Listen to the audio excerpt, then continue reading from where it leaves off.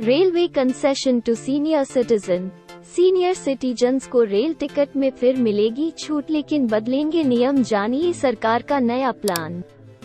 Rail ticket concession. Rail यात्रियों के लिए को टिकट में मिलने वाली रियायतें खत्म कर दी गई थी। जरूरी खबर है, कोरोना महामारी के समय वरिष्ठ नागरिकों जिसके शुरू होने का इंतजार है, लेकिन इस बीच सूत्रों से बड़ी जानकारी मिली है। आइए जानते हैं latest update. Railway concession to senior citizen. Rail यात्रा करने वालों के लिए जरूरी खबर है। भारतीय रेलवे ने कोरोना काल के समय बंद हुए सीनियर सिटीजन और खिलाड़ियों समेत दूसरे कैटेगरी के यात्रियों को रियायती टिकट की सेवा फिर से शुरू करने पर सरकार प्लान कर रही है। दरअसल आलोचनाओं के बाद रेलवे वरिष्ठ नागरिकों के लिए रियायतें बहाल करने पर विचार कर रहा है, लेकिन संभव है यह केवल सामान्य और शयनयान श्रेणी के लिए हो। सीनियर सिटीजन्स को रेल किराए में फिर मिलेगी छूट।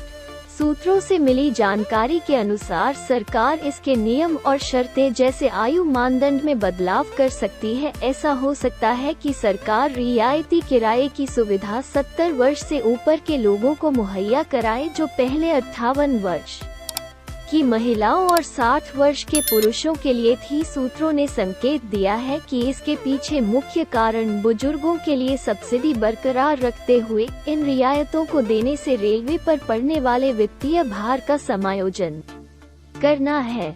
पहले मिलती थी छूट। गौरतलब है कि रेलवे ने मार्च 2020 से पहले वरिष्ठ नागरिकों के मामले में महिलाओं को किराए पर 50% और पुरुषों को सभी क्लास में रेल सफर करने के लिए 40% छूट देता था। रेलवे की तरफ से ये छूट लेने के लिए बुजुर्ग महिलाओं के लिए न्यूनतम आयु सीमा 58 और पुरुषों के लिए 60 वर्ष थी, लेकिन कोरोना काल के बाद इन्हें मिलने वाली सभी तरह की रियायतें खत्म कर दी गई है।